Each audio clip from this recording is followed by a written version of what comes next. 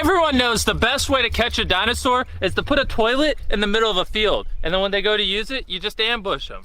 You didn't have to cut me off.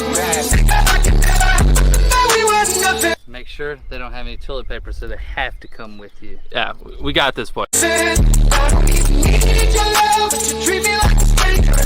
few moments later. Chris, there's a dinosaur. Okay, wait for it to sit down, and then we approach it. Once he sits, he's trapped. Oh, no, oh, did he, oh, okay. He didn't see us. Go, go, go, go, go, go. Your hands, dinosaur.